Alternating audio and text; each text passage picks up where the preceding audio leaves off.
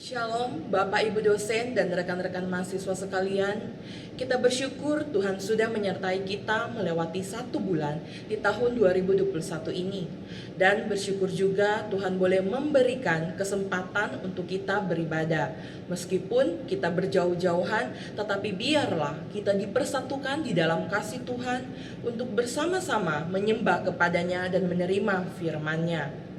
Mari sebelum kita memulaikan ibadah ini, kita sama-sama mengambil saat teduh untuk mempersiapkan hati dan pikiran kita saat teduh dimulai.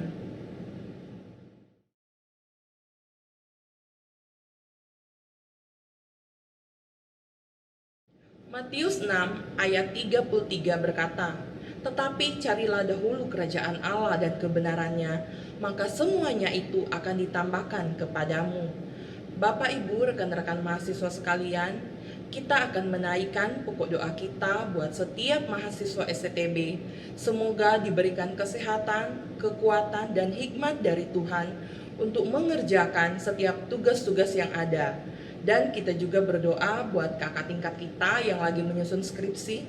Semoga mereka bisa fokus untuk mengerjakan skripsinya dengan baik. Mari kita berdoa. Tuhan, kami mengucap syukur buat anugerah yang tak henti-hentinya Kau berikan kepada kami. Terima kasih ya Tuhan atas pertolongan-Mu setiap kami mahasiswa STTB. Kami sadari ya Tuhan, kami tidak bisa menyelesaikan semua tugas kami dengan baik tanpa Engkau. Kiranya Tuhan, Engkau tetap menuntun kami untuk melewati semester demi semester dengan baik. Tuhan, berikan kami juga selalu kesehatan, kekuatan, dan hikmat dalam menyelesaikan tugas-tugas kami sebagai mahasiswa teologi. Dan Tuhan, kiranya Engkau juga menuntun dan menyertai kakak tingkat kami yang saat ini lagi menyusun skripsi. Kiranya Engkau memberikan mereka hikmat dalam menyusun skripsi mereka agar supaya bisa selesai dengan baik. Kami menyerahkan setiap pokok doa kami ke dalam tangan-Mu, di dalam nama anak-Mu Yesus Kristus, Tuhan dan Juru Selamat kami yang hidup, kami berdoa. Amin. Mari kita meyakini kehidupan kita ini hanya untuk menyembah Tuhan, dan Tuhan juga akan memelihara kehidupan kita. Kita sembah Dia yang terutama di dalam hidup ini.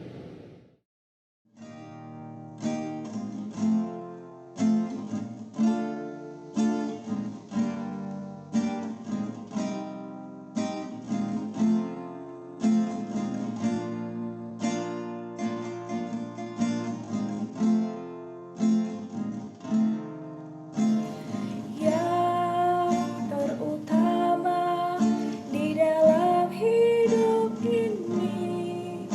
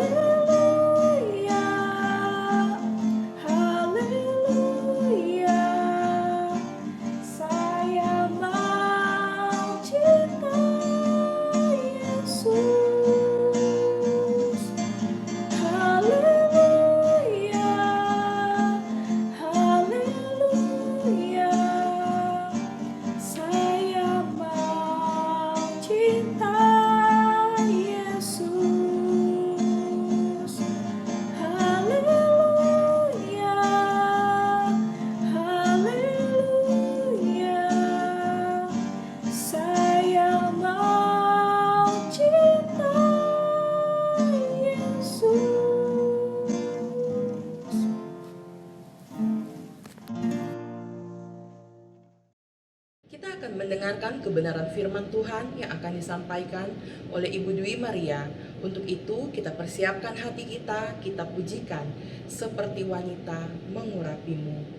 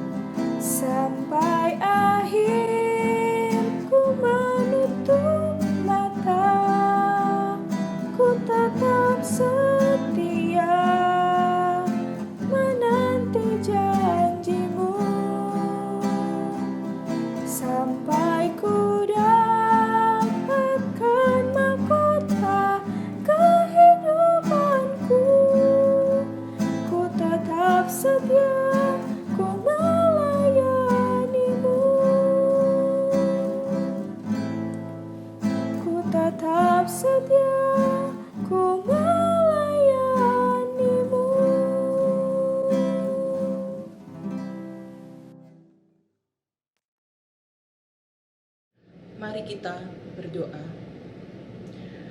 Bapa kami di dalam surga, kami mengucap syukur atas penyertaan dan pimpinan Tuhan. Kami ada saat ini semua karena kasih-Mu Tuhan, bukan kuat dan hebatnya kami. Di kesempatan ini kami mau mendengarkan firman-Mu. Bukakan hati dan pikiran kami ya Tuhan, agar supaya kami boleh mengerti dan memahami apa yang menjadi kehendak Tuhan dalam kehidupan kami. Terima kasih Tuhan, kami menyerahkan waktu kami ke depan ke dalam tangan-Mu. Di dalam nama Tuhan Yesus kami sudah berdoa. Amin. Shalom, saudara yang dikasihi oleh Tuhan. Bersyukur ya kita masih bisa ketemu kembali dan beribadah bersama dalam KPL SCT Bandung. Sekalipun situasi pandemi ini belum selesai, tapi kita bersyukur karena Allah memelihara kita. Nah, pagi ini kita akan bicara tentang satu topik, yaitu tentang apa yang dikatakan oleh Alkitab tentang perempuan. Sebelum kita melihat kepada Alkitab gitu ya, saya ingin bercerita sedikit. Dulu ketika saya seusia kalian, atau lebih tua gitu ya, banyak orang mulai bertanya kepada saya, kapan kamu menikah gitu, segeralah menikah gitu ya. Dan ayat-ayat yang digunakan untuk mencoba meyakinkan saya biasanya adalah tidak baik manusia itu seorang diri saja dari Kejadian 2. Atau juga perintah Tuhan yang mengatakan beranak cuculah dan bertambah banyak begitu. Nah itu yang sering disampaikan kepada saya, mendorong supaya saya segera cari pacar dan menikah begitu ya. Nah teman-teman, hari ini kita akan melihat kepada ayat-ayat itu dan mencoba memahami konteksnya. Apa sih maksud Tuhan ketika dia memberikan firman itu? Di dalam kerangka metanarasi kita akan juga melihat secara garis besar gitu ya, rencana Tuhan bagi kehidupan wanita gitu. Kenapa Tuhan menciptakan wanita? Apa tujuannya? Dan bagaimana kita harus menjalani kehidupan kita sebagai wanita yang takut akan Tuhan di tengah-tengah dunia ini. Nah, untuk yang pertama, untuk mengetahui kenapa wanita diciptakan oleh Tuhan, apa sih tujuannya gitu, kita perlu melihat kepada Alkitab di dalam kitab Kejadian pasal yang pertama gitu ya. Dalam kitab Kejadian pasal yang pertama ayat yang 26 itu jelas sekali Tuhan memberikan satu reason behind the creation of man and woman gitu. Alasan kenapa pria dan wanita itu diciptakan.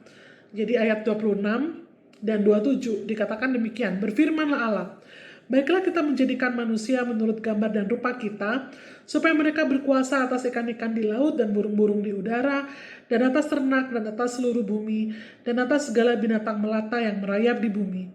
Maka Allah menciptakan manusia itu menurut gambarnya, menurut gambar Allah diciptakannya dia, laki-laki dan perempuan diciptakannya mereka. Jadi kita bisa lihat di sini ya, jelas Allah menciptakan laki-laki dan perempuan. Dengan tujuan apa? Dengan tujuan adalah supaya mereka berkuasa atas semua ciptaan Allah gitu. Jadi ini ayat-ayat ini adalah ayat yang berbicara tentang mandat budaya. Kenapa Allah menciptakan wanita? Sama dengan tujuan Allah menciptakan pria, yaitu untuk mengembangkan, untuk menaklukkan, untuk mengelola bumi ini, ya, untuk membangun peradaban manusia. Tuhan itu tidak punya rencana bahwa ciptaannya akan statis atau akan seperti itu selama-lamanya. Kalau Taman Eden ya forever and ever akan jadi Taman Eden, tidak. Tapi Tuhan ingin manusia mengelola ciptaannya itu, dikasih modal dasar supaya ini berkembang menjadi satu peradaban manusia yang lebih maju. Karena itu dalam kitab Wahyu bagian yang terakhir kita melihat Tuhan gak lagi bicara Taman Eden, tapi Tuhan bicara tentang kota. Nah, yang mengembangkan taman menjadi kota itu adalah pria dan wanita ini yang diciptakan oleh Allah gitu. Nah, lalu di dalam Kejadian pasal 2 ya, ini ayat secara detail Tuhan menceritakan tentang penciptaan manusia, khususnya wanita. Dikatakan di sana ayat 18, pasal 2 ayat 18, Tuhan Allah berfirman ya, tidak baik kalau manusia itu seorang diri saja. Aku akan menjadikan penolong baginya yang sepadan dengan dia.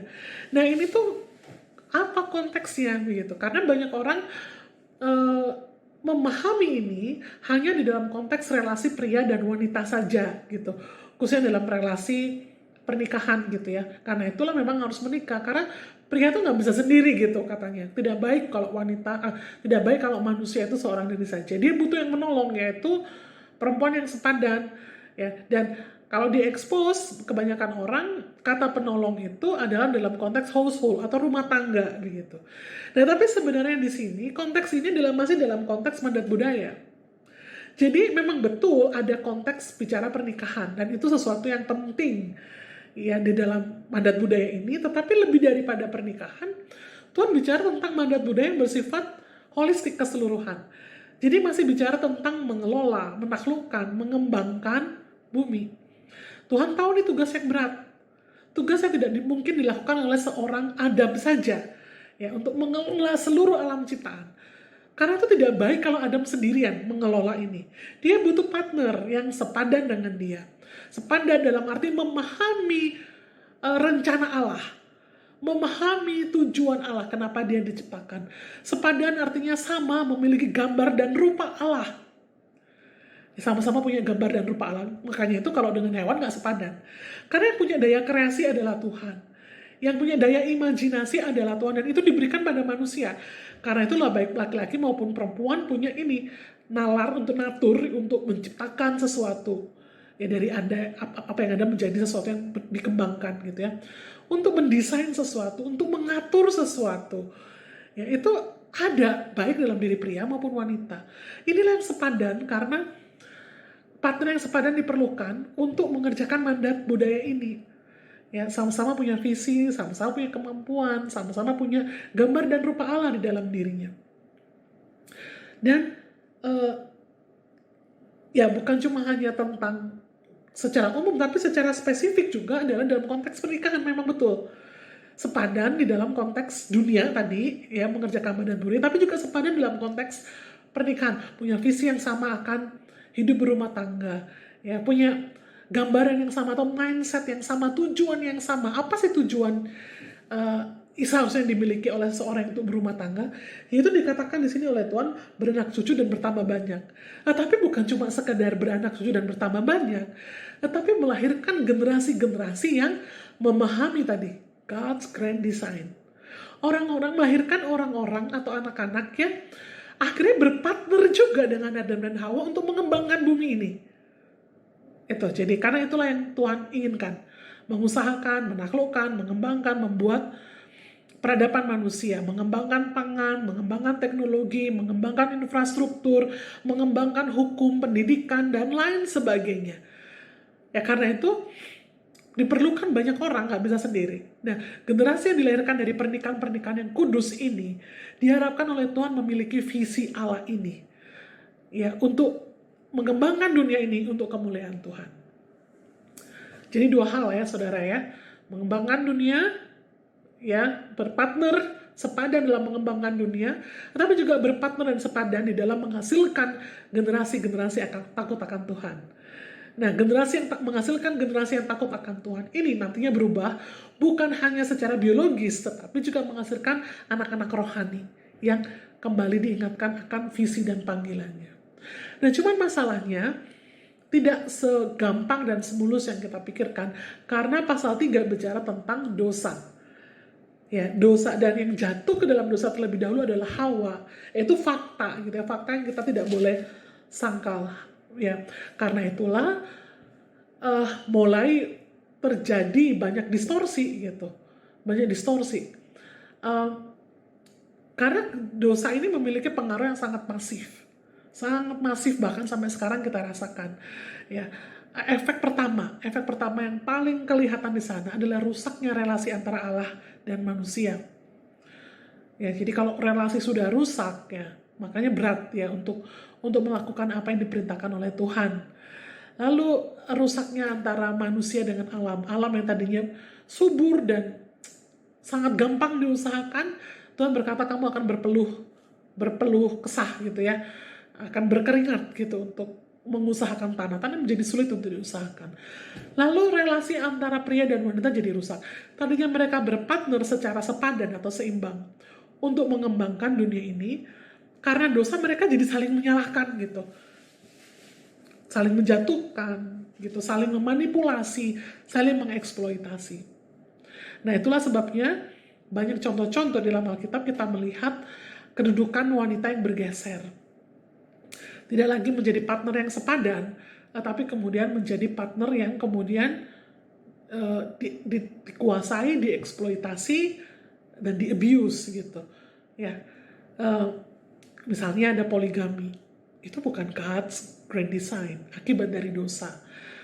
Jadi wanita menjadi tidak berharga di sana, menjadi hanya pemuas nafsu seks begitu ya. Lalu ada perdagangan wanita.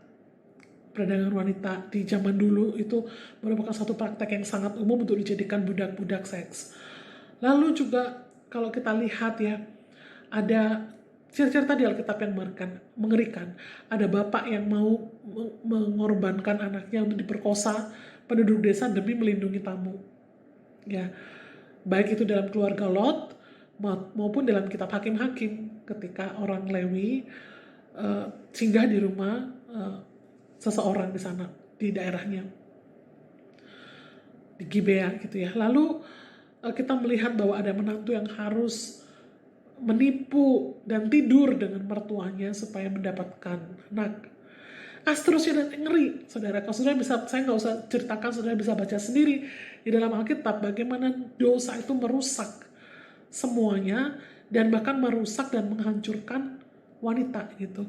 Jadi wanita secara dignity sudah nggak ada lagi gitu karena dosa gitu.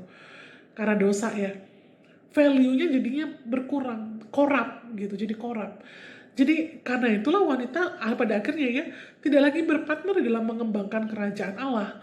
Ya, maka kadang-kadang kalau nggak merusak gitu, merusak dunia ini, maka dianggap sebagai uh, partner yang nggak seimbang gitu. Kamu nggak layak mengerjakan tugas untuk mengembangkan dan mengelola bumi. Tugasmu hanya beranak cucu dan bertambah banyak. Nah, itulah sebabnya dalam masyarakat, ketika seseorang perempuan mandul, dia dianggap rendah karena kamu tidak bisa menjalankan fungsimu atau naturmu sebagai perempuan, karena dipandang hanya itu tugasnya, itu beranak cucu gitu. Atau perempuan yang single juga mendapatkan pandangan yang rendah di masyarakat, ya, karena kamu tidak bisa beranak cucu dan bertambah banyak. Nah, syukurnya saudara-saudara, Kristus datang ke dalam dunia dan membawa transformasi. Kehadiran Kristus tidak hanya bicara tentang keselamatan jiwa, ya, yang membawa kita dari neraka ke surga, tetapi berbicara tentang transformasi yang diperlukan oleh wanita-wanita pada zaman Yesus, termasuk kita hari ini gitu ya. Oleh karena itu seringkali dalam pelayanannya Tuhan Yesus bertemu dengan wanita-wanita dan dia memulihkan wanita-wanita itu di depan orang banyak. Karena itu sebagai cara dia memuridkan para murid dan juga orang-orang sekitarnya. Misalnya dia memuji wanita yang mengurapi dia di rumah Simon. Dilakukan itu, dipuji di depan banyak orang.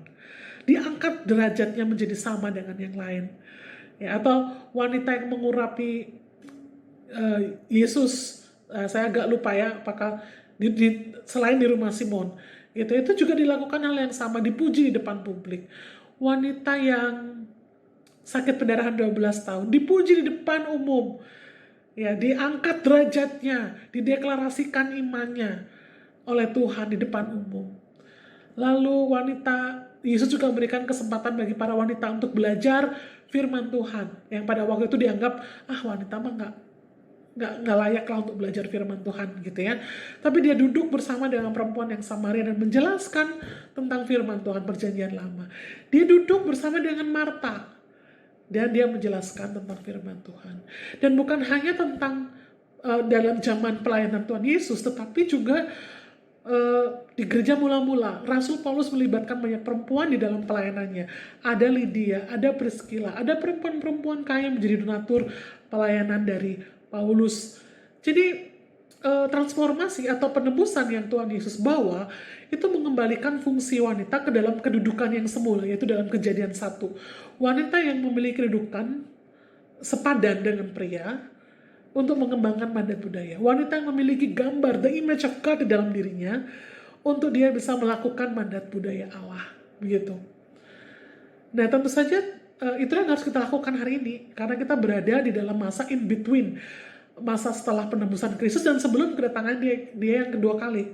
Saya nggak tahu apa yang sedang teman-teman atau saudara rasakan hari ini, khususnya yang para wanita. Ya, apakah saudara lagi struggle karena ingin punya pacar, saudara lagi merasa dirimu tidak berharga, tidak layak, karena diperlakukan secara tidak adil, pernah mengalami abuse dan lain sebagainya. Ingat akan Tuhan. Tuhan menciptakanmu dengan begitu sempurna. Tuhan memberikan the image of God in you gitu. Kita ini membawa gambar dan rupa Allah supaya apa? Kita mengembangkan bumi ini. Peradaban manusia. Apapun yang bisa saudara kembangkan. Karena itu Tuhan memberikan kepada kita daya kreasi tadi yang saya jelaskan ya, untuk mengatur ini dan itu, untuk mengolah ini dan itu. Itu adalah yang Tuhan berikan. Pria nggak bisa mengerjakan sendirian di dalam pelayanan. Ya, butuh wanita untuk berpartner. Ya, lalu apakah saudara juga sekarang merasa dirimu tidak layak karena kau belum punya pacar, atau merasa dirimu tidak berharga karena kau baru diputuskan oleh pacarmu? Ingatlah keberhargaanmu lebih penting daripada itu gitu. Dan doakan supaya ketika engkau menemukan seorang suami, teman hidup, itu betul-betul orang yang mengerti akan God's original design, supaya dia bisa memperlakukanmu sebagai partner yang sepadan dan seimbang, bukan hanya memperlakukanmu sebagai objek untuk beranak cucu dan bertambah banyak gitu ya, tetapi untuk memikirkan dengan kreatif gitu, bagaimana hidup di dalam dunia ini bisa memuliakan Tuhan, dan kau bisa melahirkan generasi-generasi juga yang takut akan Tuhan, mendidik anak-anakmu supaya mereka tahu apa tujuan Allah menciptakan mereka ke dalam dunia ini. Rasanya mungkin yang kita lakukan dalam dunia kadang-kadang tidak menghasilkan apa-apa gitu ya. Apa sih yang sedang kita lakukan? Kita nggak melihat ke depannya gitu.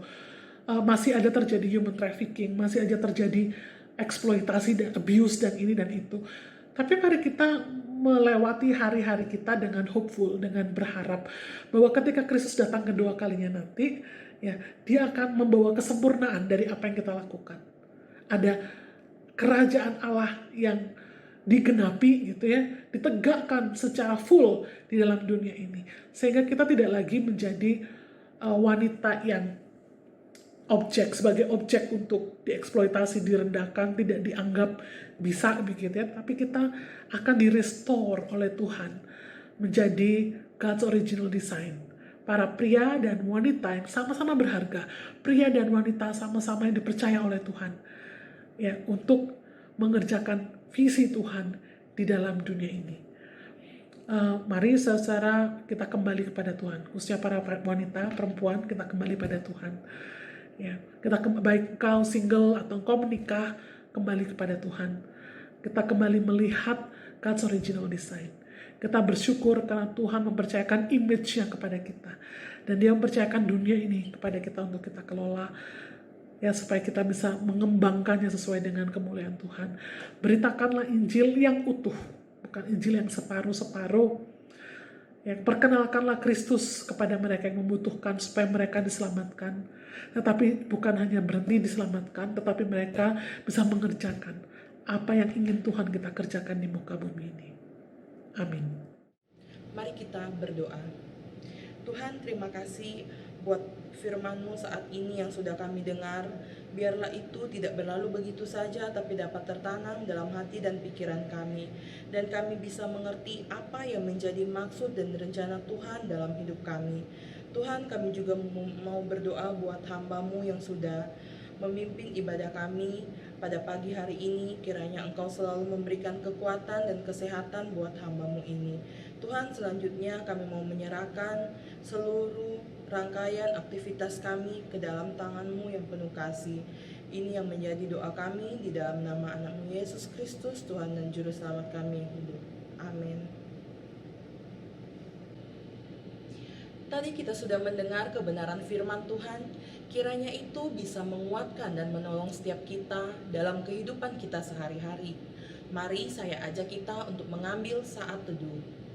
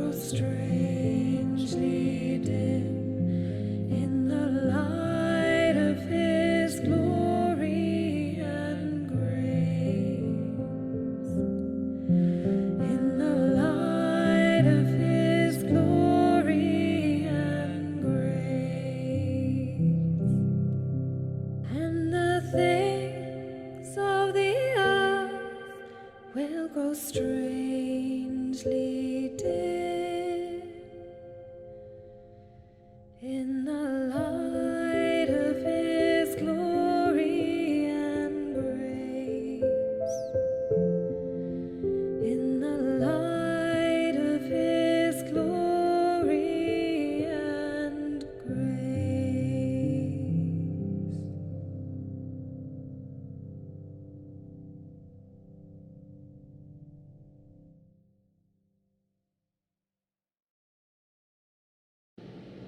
Amin. Ibadah selesai, Tuhan Yesus memberkati.